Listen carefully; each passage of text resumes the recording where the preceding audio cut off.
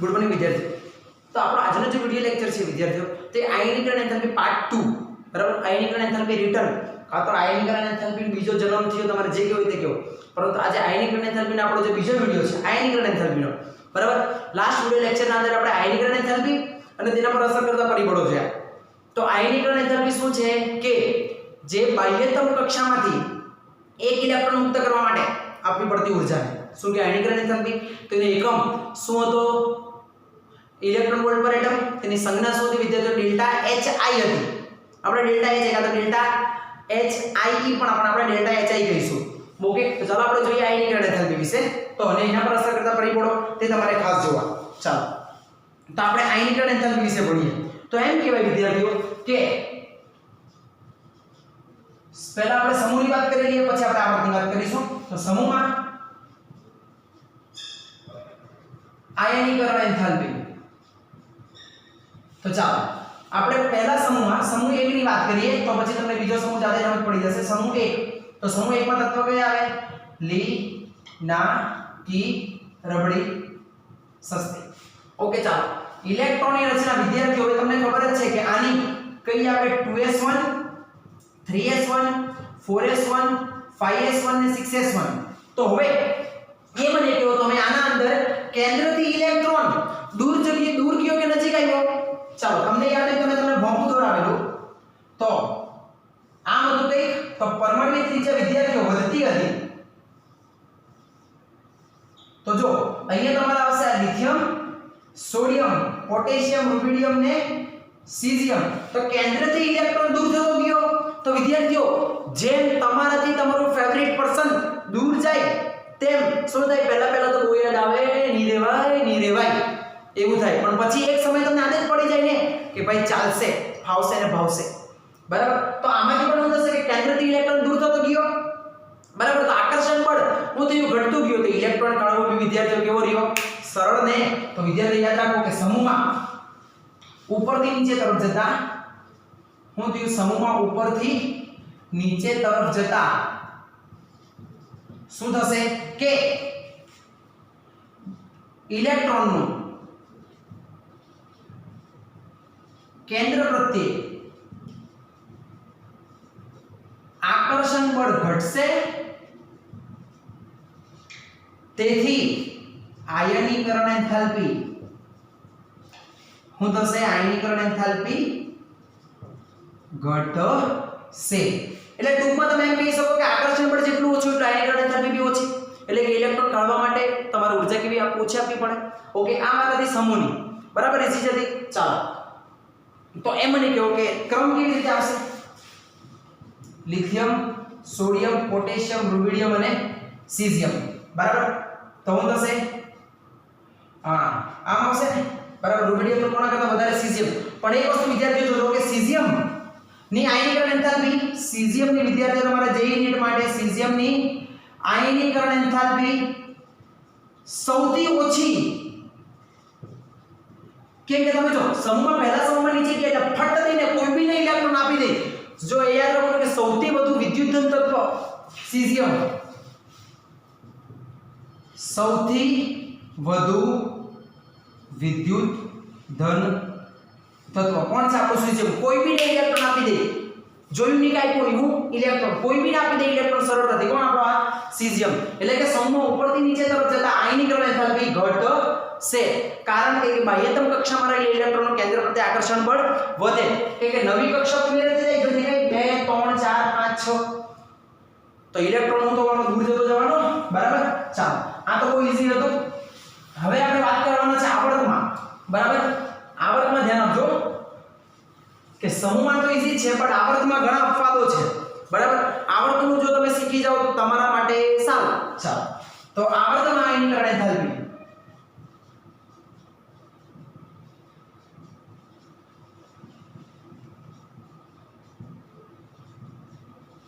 તો એ મને પહેલા આવર્તની વાત કરી આપણે. ચાલો ધ્યાન આપજો. પહેલા આવર્તમાં હાઇડ્રોજન અને હિલિયમ. તો મેં તમને કીધું કે ડાબેથી જમણી તરફ જતા શું થશે? આયનિક જો ઉપરથી નીચે તરફ જતા ઘટી, ઉપરથી નીચે તરફ જતા આયનીકરણ એન્થાલ્પી ઘટી.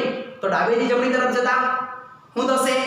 વધશે ને. પાછું એકવાર સમૂહમાં ઉપરથી નીચે તરફ જતા આયનીકરણ એન્થાલ્પી ઘટે તો ડાબેથી જમણી તરફ જતા વેરી ગુડ વધશે. તો યાદ રાખજો વિદ્યાર્થીઓ, હિલિયમની આયનીકરણ એન્થાલ્પી સૌથી વધુ, બધા કરતા વધુ હોય આખા આવર્ત કોષ્ટકમાં તો સૌથી વધારે હિલિયમની. કેમ? મેં તમને અહીંયા પેનિટ્રેશન ઇફેક્ટ બતાવેલી. કેમ કે વિદ્યાર્થીઓ નહીં ખબર હોય તો આગલો વિડિયો જોઈ લેજો, બરાબર. તો હિલિયમની કેવી હશે? સૌથી વધારે, એટલે કે હાઇડ્રોજનની કેવી હશે? ઓછી. કદ નાનું ને દેખાય 1:2. કદ નાનું એટલે બે ઇલેક્ટ્રોનનું આકર્ષણ કેન્દ્ર પર એટલું વધારે, એટલો પ્રેમ વધારે કે પૂછો નહીં. લૈલા મજનુ હીર રાંઝા તમારે જે કહો તે કહો. આ આપણું કેવું છે? આ ઇલેક્ટ્રોન એનું કેન્દ્ર, બહુ જોરદાર આકર્ષણ. સમજ પડી? એટલે કે ઇલેક્ટ્રોન નીકળવા જ નહીં કરે, નીકળશે પણ તમારે ઊર્જા કેવી આપવી પડે? બહુ વધારે આપવી પડે. ઓકે, ચાલો વાત કરીએ બીજો આવર્ત. તો બીજા આવર્તમાં આયનીકરણ એન્થાલ્પી, બરાબર. તો બીજા આવર્તમાં કોણ આવશે? આપણો lithium, beryllium, boron, carbon, nitrogen, oxygen, fluorine ને નિયોન, બરાબર. તો તમારી અપેક્ષા એટલે કે તમારી એક્સપેક્ટેશન શું હશે? અપેક્ષાની વાત કરતા છે તો તમારી એક્સપેક્ટેશન શું હશે કે આવર્તમાં ડાબેથી જમણી તરફ જતા આયનીકરણ એન્થાલ્પી પણ વિદ્યાર્થીઓ આનંદ અપવાદ આવશે. કેમ આવશે તે બી આપણે જોઈશું. અપવાદની કેવી રીતે? વિદ્યાર્થીઓ અપવાદનું પણ કોઈ કારણ હોય, સમજ પડી? અપવાદનું પણ કોઈ કારણ હશે. બીજા આવર્તમાં ડાબેથી જમણી તરફ જતા આયનીકરણ એન્થાલ્પી આપણે અપેક્ષા પ્રમાણે શું હશે? આમ હશે ને? હું થશે? વધતી જશે, બરાબર. હું થશે? આયનીકરણ એન્થાલ્પી વધતી જાય. સોરી, તો આમ હશે ને? લિથિયમની ઓછી એટલે આવું આવશે ને, बराबर. मेरे से एरो जरा भूल में एम उल्टा सीधा हो गया है, बराबर. आम આવશે. ओके, परंतु હવે ધ્યાન રાખજો કે આની ઇલેક્ટ્રોન રચના શું આવે? 2s1 2s2 3p1 3p2 3p3 3p4 3p5 અને 3p6. ઓકે, તો ચાલો હવે મને વિદ્યાર્થીઓ એ કહો કે શું બેરિલિયમ અને બોરોનમાં, જો વિદ્યાર્થીઓ જે તમારા ખાસ પ્રશ્ન પૂછાય છે, બહુ જ મોસ્ટ ઇમ્પોર્ટન્ટ, ધ્યાન આપજો કે એકદમ વેરી મોસ્ટ ઇમ્પોર્ટન્ટ. એટલા માટે જ મેં એના પર અસર કરતા પરિબળો પહેલા કરાવે છે. આના માટે ચાલો એક વસ્તુ મને કહો, 2s2 અને 3p1, જો આના પહેલા તો વિદ્યાર્થીઓ કઈ આવશે તમારી 1s2 2s2 2p6. હા, આના પછી કઈ આવશે? 2p6 આવશે, બરાબર. પણ આપણે આની જ વાત કરીએ. બેરિલિયમ અને બોરોનમાં પૂર્ણ ભરેલી કક્ષા કઈ છે? બેરિલિયમ અને બોરોનમાં બેરિલિયમની, સમજ પડી? એટલે એની આયનીકરણ એન્થાલ્પી બોરોન કરતા કેવી હશે? વધારે. એટલે કે અહીંયા પહેલા કોણ આવશે? લિથિયમ, પછી કોણ આવશે વિદ્યાર્થીઓ? બોરોન. ને એના પછી કોણ આવશે વિદ્યાર્થીઓ? બેરિલિયમ. જો પાછો એકવાર કહું છું કે બેરિલિયમની કક્ષા કેવી છે? પૂર્ણ ભરાયેલી છે. દેખાય 2s2 એટલે એની કેવી હશે? વધારે. પછી કોણ આવશે? બેરિલિયમ. પછી કોણ આવશે? કાર્બન. પણ નાઇટ્રોજન અને ઓક્સિજન, કાર્બન ની તો નાઇટ્રોજન કરતા ઓછી છે, તે વેલ એન્ડ ગુડ, બરાબર છે. પણ અહીંયા જો તમને દેખાય અર્ધપૂર્ણ કક્ષક p3 એટલે નાઇટ્રોજન અને ઓક્સિજન કરતા એની પ્રથમ આયનીકરણ એન્થાલ્પી. વિદ્યાર્થીઓ આ જે મેં તમને કહેતો છે તે કોના વિશે કહેતો છે? પ્રથમ આયનીકરણ એન્થાલ્પી વિશે માહિતી આપતો છે મેં તમને. ઓકે, આ પહેલા મગજમાં ફિટ કરજો. પ્રથમ આયનીકરણ એન્થાલ્પી એટલે શું? કે એક ઇલેક્ટ્રોનને કાઢવા માટે આપવી પડતી ઊર્જાને, એને વિદ્યાર્થીઓ શું કહેવાય? પ્રથમ આયનીકરણ એન્થાલ્પી. ઓકે, તો ચાલો તો કોની વધારે આવશે? કાર્બન પછી કોણ આવશે? ઓક્સિજન. ને ઓક્સિજનની ઓછી આવશે કોના કરતા? નાઇટ્રોજન કરતા. પછી તો રેગ્યુલર જ છે. જો કોને આવશે? ફ્લોરિન નિયોન કરતા ઓછી, તે બરાબર જ છે. તો વિદ્યાર્થીઓ આ તમારે ક્રમ યાદ રાખવો, બરાબર. અપવાદ ખાલી કોણ હતું? આપણો બેરિલિયમ અને નાઇટ્રોજન. તો આની કેવી હતી? પૂર્ણ ભરાયેલ કક્ષક. ને આની કેવી હતી? અર્ધપૂર્ણ કક્ષક હતી. એટલા માટે ચાલો તો હવે તમને મેં ગેરંટી આપું કે તમને ત્રીજો આવર્ત આવડી જ ગયો હશે. ચાલો ત્રીજો આવર્ત. તો ત્રીજા આવર્તમાં પહેલા તત્વો કયા કયા આવે તે લખો. તો અહીંયા આવશે હેલિના, બેટા, માંગે, બેંગન, આલુ, કહે, સીતાજી, નાના, પાટેકર, હોમપુરી, સલમાન, ક્લોરીન. ને અહીંયા આવશે આર્ગન. ચાલો તો ડાબેથી જમણી તરફ જતા આયનીકરણ એન્થાલ્પી વધે. આયનીકરણ એન્થાલ્પી વધે કારણ કે મુખ્ય ક્વોન્ટમમાં કે જ રહેતો છે. તો જો આની ઇલેક્ટ્રોન રચના શું આવશે? 3s1 3s2 પછી આવશે 3p1 3p2 3p3 3p4 3p5 ને 3p6. તો વિદ્યાર્થીઓ દેખાય તમને આ એનો મુખ્ય ક્વોન્ટમ કેવો છે? એક જ. એટલે કે ડાબેથી જમણી તરફ જતા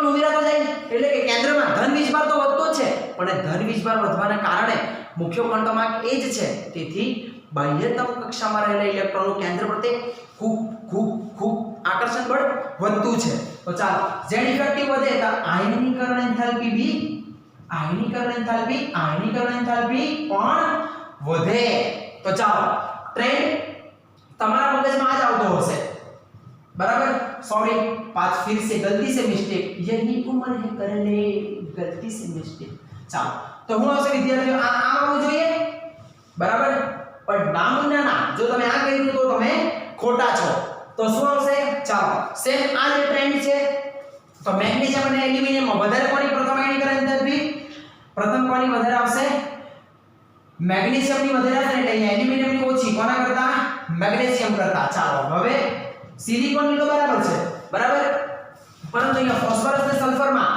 કોની ઓછી સલ્ફર ની ઓછી અને ફોસ્ફરસ ની વધારે ને પછી ક્લોરીન ને આર્ગોન તો આ બરાબર જ છે તો વિદ્યાર્થીઓ આ તમારે ક્રમ બરાબર મગજમાં છાપી લેવો ઓકે આઈ હોપ કે તમને આ વિદ્યાર્થીઓ સમજ પડી હશે કે બીજા આવર્ત ત્રીજા આવર્ત કે એના અંદર અર્ધપૂર્ણ જો કોની અર્ધપૂર્ણ છે તો આની કેવી છે સંપૂર્ણ ભરાયેલ કક્ષક સંપૂર્ણ ભરાયેલ કક્ષક ને આ કેવી છે અર્ધપૂર્ણ ભરાયેલ કક્ષક ઓકે અને એક વસ્તુ વિદ્યાર્થીઓ બહુ જ ખાસ અગત્યની વસ્તુ કે ધારો કે મારા પાસે કોઈ એક તત્વ છે બરાબર આયનીકરણ એન્થાલ્પીની વ્યાખ્યા શું છે કે ધરા અવસ્થામાં રહેલા મુક્ત વાયુ પરમાણુમાંથી એક ઇલેક્ટ્રોન કાઢવા માટે આપવી પડતી ઊર્જાને કહેવાય આયનીકરણ એન્થાલ્પી તો મારા પાસે એક તત્વ છે એમાંથી એક ઇલેક્ટ્રોન કાઢો બરાબર કાઢ્યો તમે તો હવે તો શું થયું કે ધારો કે મેં અહીંયા લઈ લીધો સોડિયમ બરાબર ધારો કે સોડિયમ એના પરમાણુ ક્રમાંક 11 તો અહીંયા બી 11 છે પણ ઇલેક્ટ્રોન તો વિદ્યાર્થી 10 રહી ગયા તો બાહ્યતમ કક્ષામાં 10 ઇલેક્ટ્રોન ને 11 અહીંયા 11 પ્રોટોન તો 11 પ્રોટોનનો 10 ઇલેક્ટ્રોન માટે આકર્ષણ બળ વધી જાય એટલે કે હવે બીજો ઇલેક્ટ્રોન કાઢવો કેવો તો અઘરો પડી જાય તો ચાલો હવે m+ માંથી જો તમે બીજો ઇલેક્ટ્રોન કાઢો તો m+2 ને આ ચાલો હવે એનામાંથી ત્રીજો ઇલેક્ટ્રોન કાઢો એટલે અહીંયા તો સોરી m+2 જ આવશે ત્રીજો ઇલેક્ટ્રોન કાઢ્યો એટલે આ આવી રીતે તો એક વસ્તુ વિદ્યાર્થી યાદ રાખવી કે કોઈ એક તત્વ માટે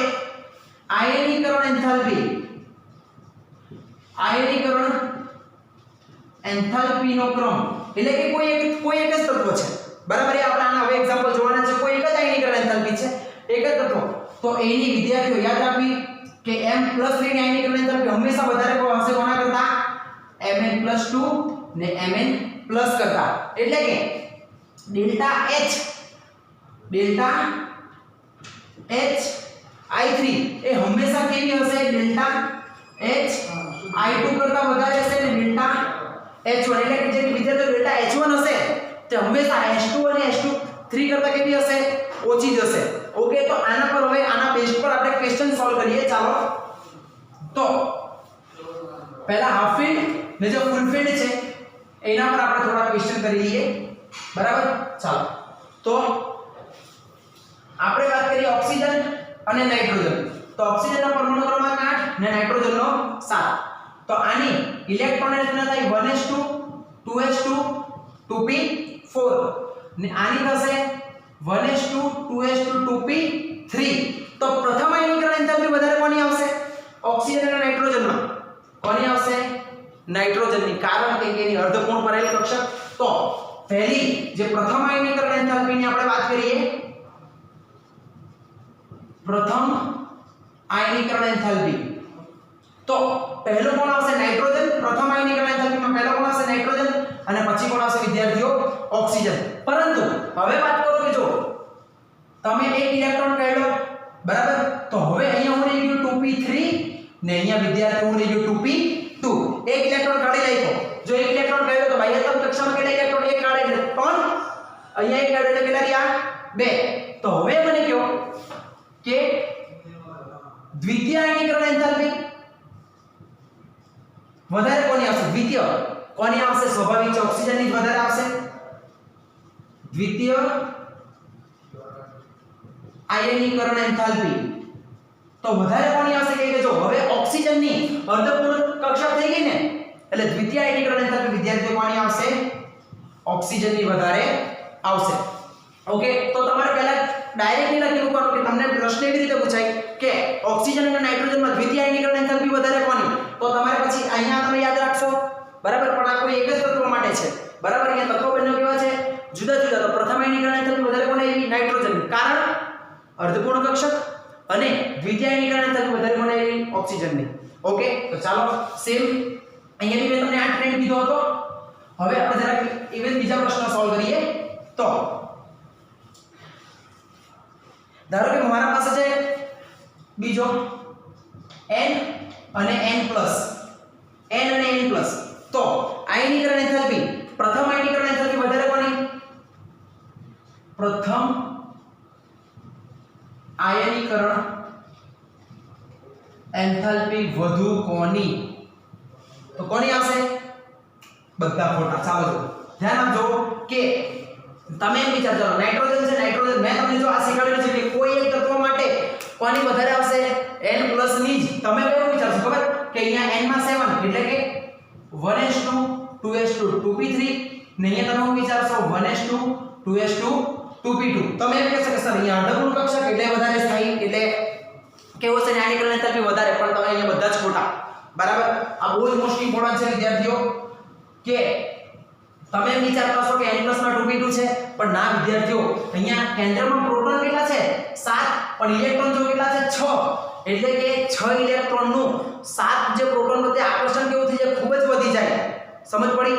તેથી હું આવશે કે જે n+ ની આયનીકરણ એન્થાલ્પી નાઇટ્રોજન કરતા વિદ્યાર્થીઓ કેવી આવશે, હંમેશા કેવી આવે, વધારે. યાદ આ રાખવાનું, બરાબર. કારણ મેં ડાયરેક્ટ એમને આપણે નથી કીધું, હું કીધું કારણ કે ઇલેક્ટ્રોન જ્યારે નીકળે ત્યારે જે ઇલેક્ટ્રોન રહી જાય એનું કેન્દ્ર પ્રત્યે આકર્ષણ પણ વધી જાય, એટલા માટે. ચાલો ત્રીજો પ્રશ્ન સોલ્વ કરીએ. તો ક્રોમિયમ અને મેંગેનીઝમાં બંનેમાં પ્રથમ આયનીકરણ એન્થાલ્પી વધારે કોની, તો તે આપણે વિડિયો પોઝ કરો અને તમે જાતે ટ્રાય કરીને કહો. તો ચાલો ક્રોમિયમ એનો પરમાણુ ક્રમાંક 24, તો એની ઇલેક્ટ્રોન રચના તમને ખબર છે કે એક્સેપ્શનલી અપવાદ રીતે કઈ છે, 3d 5 and 4s1. ને વાત કરીએ મેંગેનીઝ, તો મેંગેનીઝ 25, તો r1 3d 5 અને 4s2. હવે જો આનું કારણ શું છે, આ તો હમણાં જ તમને કહી દઉં કે 4s અને 3d એ બંનેમાં કેવું છે કે ઊર્જાનો તફાવત ખૂબ જ ઓછો હોવાથી 4s નો એક ઇલેક્ટ્રોન સરળતાથી 3d માં જમ્પ કરે છે, એટલે કે કૂદકો મારે છે અને આ ઇલેક્ટ્રોન્સના પ્રાપ્ત કરે. તો હવે મને કહો કે પ્રથમ આયનીકરણ એન્થાલ્પી વધુ કોની, પ્રથમ, વેરી ગુડ, કોની, મેંગેનીઝ ની જશે, કે મેંગેનીઝમાં જો આ દેખાય તમને ફૂલફિલ્ડ એટલે કે પૂર્ણ ભરાયેલ કક્ષક, ને આમાં કેવી આવશે કે દેખાય એક જ છે ને, એટલે Mn ની પ્રથમ આયનીકરણ એન્થાલ્પી ક્રોમિયમ કરતા વધારે, પરંતુ જે દ્વિતીય આયનીકરણ એન્થાલ્પીની આપણે વાત કરીએ, દ્વિતીય આયનીકરણ એન્થાલ્પી તો વધારે દ્વિતીય કોની આવશે, કેમ કે જો એક ઇલેક્ટ્રોન હવે નીકળી ગયો, તો અહીંયા તમારી ઇલેક્ટ્રોન રચના શું આવશે, 4s1, ને અહીંયા શું આવશે તમારી 3d 5 ને 4s0. તો હવે એ મને તો બીજા ઇલેક્ટ્રોન કોણામાંથી સરળ કે રહેશે, કાઢવામાંથી, મેંગેનીઝમાંથી, ને તો અહીંયા વિદ્યાર્થીઓ શું આવશે તમારું આ Mn+ ની કેવી આવશે આયનીકરણ એન્થાલ્પી ઓછી આવશે, કોના કરતા, Cr+ કરતા. તો વિદ્યાર્થીઓ આ તમારા બહુ જ મોસ્ટ ઇમ્પોર્ટન્ટ હતા ક્વેશ્ચન, બરાબર, તે આપણે સોલ્વ કર્યા. હવે આપણે જે વાત કરવાના છે સમૂહ 13 અને સમૂહ 14 ની. ઓકે, તો ચાલો ધ્યાન આપજો. સમૂહ 13 ની એટલે કે અહીંયા આપણે આયનીકરણ એન્થાલ્પીમાં આપણા ટેક્સ્ટબુકમાં જે નથી આપ્યું, બરાબર, જે તમારું અમુક જે 12th ના લેવલનું છે, બરાબર, અમુક જે તમારું IIT જે ડેટા લેવલ છે, તે આપણે આખું આ ટોપિક આના અંદર કવર કરતા છે. તો સમૂહ 13 ની વાત કરીએ. સમૂહ 13 ની આયનીકરણ એન્થાલ્પી, તો સમૂહ 13 માં કયા કયા તત્વો આવે, તો તમને ખબર છે કે બોરોન, એલ્યુમિનિયમ, ગેલિયમ, ઇન્ડિયમ ને આ થેલિયમ, બેંગન, આલુ, ગાજર, થેલા. તો એના માટે તમારે ડાયરેક્ટ એક ટ્રેન્ડ યાદ રાખવો કે આવી રીતે પહેલા તમારે કરી દેવું, ને હવે તમારે તત્વો દર્શાવી દેવા કે અહીંયા કોણ આવશે તમારો આ બોરોન, એલ્યુમિનિયમ, ગેલિયમ, ઇન્ડિયમ ને આ થેલિયમ, બરાબર. એ આપણે જે 11 વાળું પાર્ટ 2 છે, p બ્લોક એલિમેન્ટ, એના અંદર આપણે જોઈશું, પણ હમણાં ખાલી આટલું જ રાખો કે બોરોનની એલ્યુમિનિયમ કરતા કેવી છે આયનીકરણ એન્થાલ્પી વધારે, પણ એલ્યુમિનિયમની ગેલિયમ કરતા વિદ્યાર્થીઓ કેવી છે ઓછી. અત્યારે મેં તમને એમ શીખ્યું કે સમૂહમાં ઉપરથી નીચે તરફ જતા આયનીકરણ એન્થાલ્પી ઘટશે કે કેન્દ્રનું શું થશે ઇલેક્ટ્રોન પ્રત્યે આકર્ષણ ઘટે. તો હવે તમે સર ગેલિયમની એલ્યુમિનિયમ કરતા કેમ વધારે, તો વિદ્યાર્થીઓ અહીંયા આવશે સંક્રાંતિ તત્વોના કારણે. એમાં શું થશે કે ડી કક્ષક આવે તો એનું શું થશે કે ડી કક્ષક અને 4s તો એ કક્ષકનું કેન્દ્ર પ્રત્યે આકર્ષણ બળ વધી જાય, તેથી કક્ષા સંકોચાઈને ઇલેક્ટ્રોન કાઢવો મુશ્કેલ પડે. તેથી ગેલિયમની શું થશે કે વિદ્યાર્થીઓ પરમાણુ ત્રિજ્યા પણ ઓછી પરંતુ આયનીકરણ એન્થાલ્પી વધારે. પણ પાછો એ ટ્રેન્ડ ને આ જે થેલિયમ હશે થેલિયમ તેમાં વિદ્યાર્થીઓ કઈ ઇફેક્ટ આવશે કે તે છે આંતર સંક્રાંતિ તત્વ છે. કેવું છે આંતર સંક્રાંતિ તત્વ, અથવા એને તમે એમ બી કહી શકો કે લેન્થેનોઇડ કોન્ટ્રેક્શન. લેન્થેનોઇડ સંકોચનને કારણે શું થશે કે બાહ્યતમ કક્ષામાં રહેલા ઇલેક્ટ્રોનનું કેન્દ્ર પ્રત્યે આકર્ષણ બળ વધી જાય અને તેમાંથી શું થાય ઇલેક્ટ્રોન કાઢવો મુશ્કેલ રહે. તો વિદ્યાર્થીઓ આ ટ્રેન્ડ આવશે સમૂહ 13 માં. તો પહેલા શું કરવું તમારે કે આમ દોરી મૂકવું, પછી તમારે બતાવવું બોરોન, એલ્યુમિનિયમ, ગેલિયમ, ઇન્ડિયમ ને આ થેલિયમ. ઓકે ચાલો હવે વાત કરીએ સમૂહ 14 ની. તો સમૂહ 14 ની આયનીકરણ એન્થાલ્પી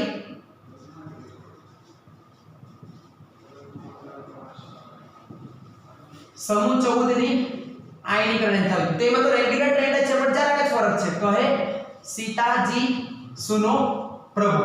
તો આપણા માઈન્ડમાં એવું હશે કે આવી રીતે જ આવશે બરાબર, હું થશે વધશે, પણ એક જરાક નાનો તફાવત આવશે. તે અહીંયા આપણો આવશે કે જે લેડની પ્રથમ આયનીકરણ એન્થાલ્પી આવશે તે કોના કરતા લેડની કોના કરતા વધારે આવશે વિદ્યાર્થીઓ ટીન કરતા વધારે આવશે. ઓકે ને એક બહુ જ અગત્યનો પોઈન્ટ આયનીકરણ એન્થાલ્પી